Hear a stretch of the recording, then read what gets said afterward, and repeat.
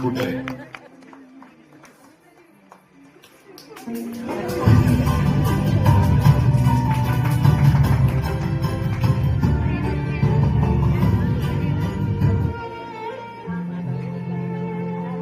കൂട്ടരെ, ആദ്യമായി എല്ലാവർക്കും ക്രിസ്മസിന്റെ എല്ലാവിധ മംഗളങ്ങളും നേർന്നുകൊള്ളുന്നു. ഉണ്ണിയേശുവിന്റെ ജനനം ആദ്യമായി അറിഞ്ഞത് ആരായിരുന്നു? നിങ്ങൾക്കറിയാമോ? നിഷ്കളങ്കരായിരുന്നു അവർ. അതെ, നമ്മുടെ ഇടയന്മാരായിരുന്നു അവർ.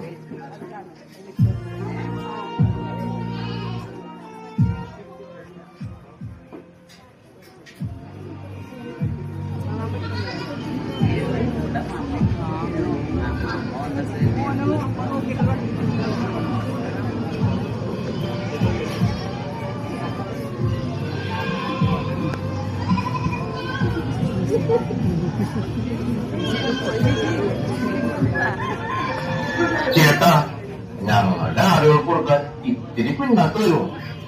ഇല്ല എന്ന് പറയുന്നത് ചേട്ടന്റെ കയ്യിലുണ്ട്.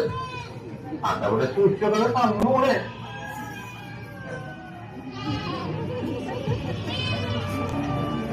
എടാ മലയാക്കി, എന്തൊരു തണുപ്പായെന്ന്. ഈ ഇലക്ക് വിറകി ശേഖരിക്കാൻ പോയ സാധുക്ക് കാണുന്നില്ലല്ലോ.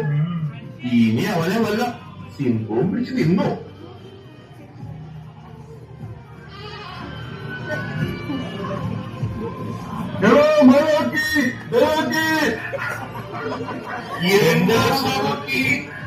ഒരു സിംഹം തിന്നാൻ വന്നോ?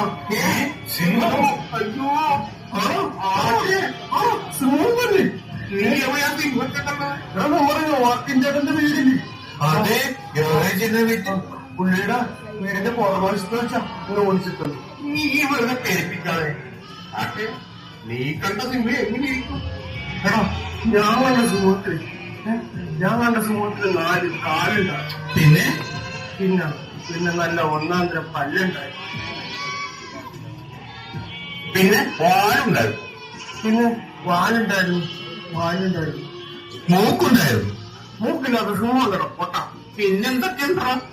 പിന്നെണ്ടല്ല, പിന്നെ സിംഹത്തിന് ഒരു 2 കൊമ്പുണ്ടായിരുന്നോ? നോക്കി നീ കണ്ടവൻ നോക്കിന്റെ പശുവിനാണ്.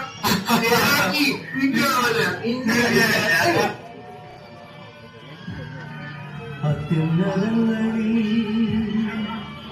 ദൈവത്തിനു മഹത്വം.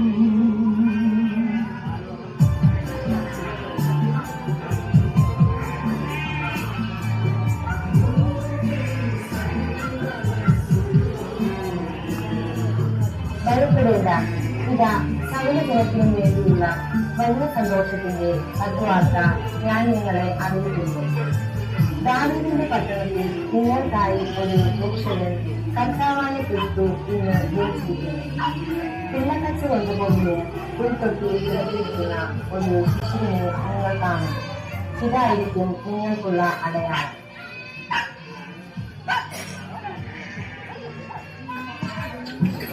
നമുക്ക് ദൈവം നമ്മെ അറിയിച്ച ഈ സംഭവം നമുക്ക് കാണാം. ഇടയന്മാർ ഉണ്ണിയേശുവിനെ കണ്ടു വണങ്ങി. ഈ വിവരം അവൻ സകലരോടും പറഞ്ഞു. ഉണ്ണിയേശുവിനെ കണ്ടു വണങ്ങാൻ ഒരു കൂട്ടർ വളരെ നേരത്തെ തന്നെ പുറപ്പെട്ടിരുന്നു.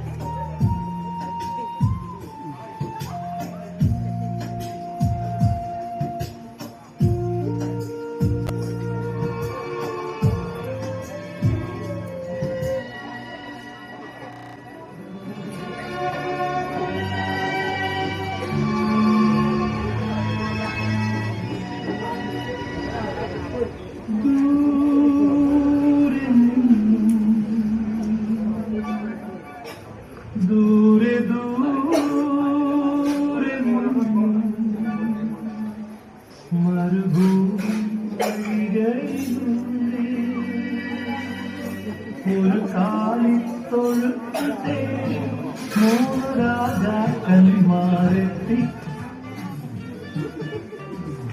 സഹോദരന്മാരെ, നിങ്ങൾ എന്താണ് അന്വേഷിക്കുന്നത്?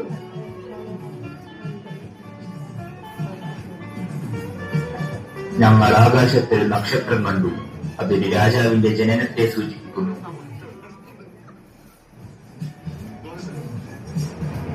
ഞാനും ആ നക്ഷത്രത്തെ പിന്തുടർന്നു വന്നത്.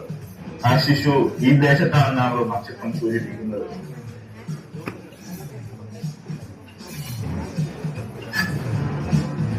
നമുക്ക് ഇവിടുത്തെ കൊട്ടാരത്തിൽ പോയി തിരക്കാം.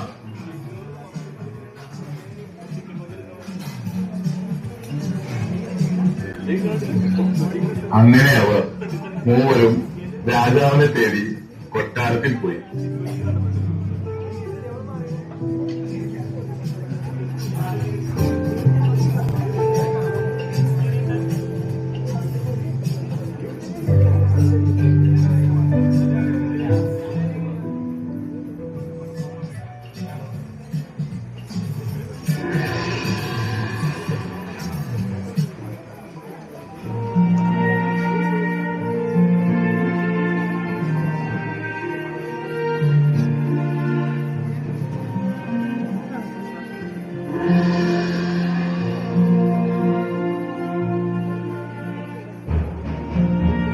അടിയൻ മഹാരാജൻ, അങ്ങയെ മുഖം കാണിക്കാൻ ദൂരദേശത്തു നിന്ന് 3 ജ്ഞാനികൾ വന്നിരിക്കുന്നു.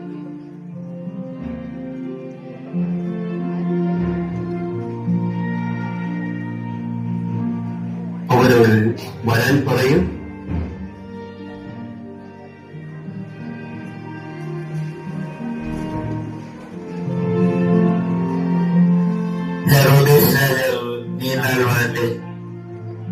ആരാണ് നിങ്ങൾ? എവിടെ നിന്നാണ്? എന്താണ് നിങ്ങളുടെ ആഗമന ഉദ്ദേശം? രാജൻ, ഞങ്ങൾ ആകാശത്ത് ഒരു നക്ഷത്രം കണ്ടു. അതൊരു രാജാവിന്റെ ജനനത്തെ സൂചിപ്പിക്കുന്നു. ആ നക്ഷത്രം അടയാളം കാണിക്കുന്നത് അങ്ങയുടെ രാജ്യത്താണ്. എന്ത്? രാജാവോ?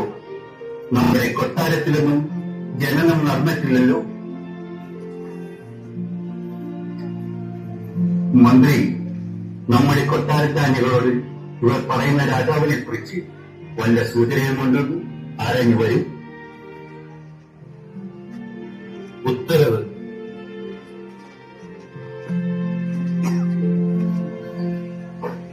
നിങ്ങളെ കണ്ടതിൽ സന്തോഷം. നിങ്ങളെ പോലുള്ള ജ്ഞാനികൾ നമ്മുടെ കൊട്ടാരം സന്ദർശിക്കുന്നത് നമുക്ക് അത്യധികം സന്തോഷം നൽകുന്നു. രാജൻ, നമ്മളുടെ ജ്ഞാനികൾ പറയുന്നത് ഇങ്ങനെ: സകല ജനങ്ങളുടെ രക്ഷയ്ക്ക് വേണ്ടി യൂദാനഗരമായ ബെത്ലഹേമിൽ നിന്ന് ഒരു രക്ഷകൻ വരും എന്നാണ്. സോദരരെ, നിങ്ങൾ ആ രക്ഷകനെ കണ്ട് മടങ്ങുപോയി എന്നെയും ഒന്ന് വിവരമറിയിക്കണം. എനിക്കും ആ ശിശുവിനെ കണ്ട് ആരാധിക്കണമെന്നുണ്ട്. ഉത്തരവ്. രാജാവ് പറഞ്ഞത് കേട്ട് അവർ പുറപ്പെട്ടു. കിഴക്കേണ്ട നക്ഷത്രം അവർക്ക് മുമ്പേ നീങ്ങിക്കൊണ്ടിരുന്നു. അത് ശിശുകിടന്ന സ്ഥലത്തിന് മുകളിൽ വന്ന് നിന്നു. നക്ഷത്രം കണ്ടപ്പോൾ അവർ അത്യധികം സന്തോഷിച്ചു. അവർ ഭവനത്തിൽ പ്രവേശിച്ചു. ശിശുവിനെ അമ്മയായ മറിയത്തോടുകൂടി കാണുകയും അവനെ കുമ്പിട്ട് ആരാധിക്കുകയും ചെയ്തു.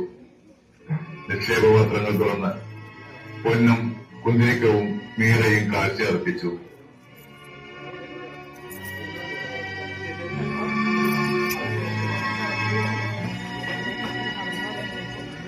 ദൂരെ നിന്നും ദൂരെ ദൂരെ മരുഭൂമി വഴികളിലൂടെ ഒരു കാലിത്തൊഴുത്തു തേടി 3 രാജാക്കന്മാരെത്തി.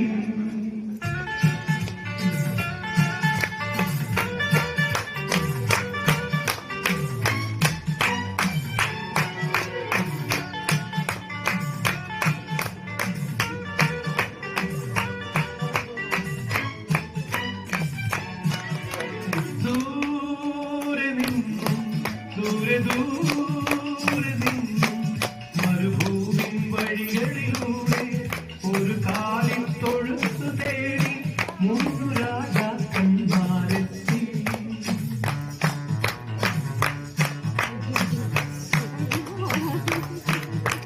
Ho ho, before you go, a quick Christmas thank you. Thank you for listening to the Echoes of the Word today. If this blessed you, would you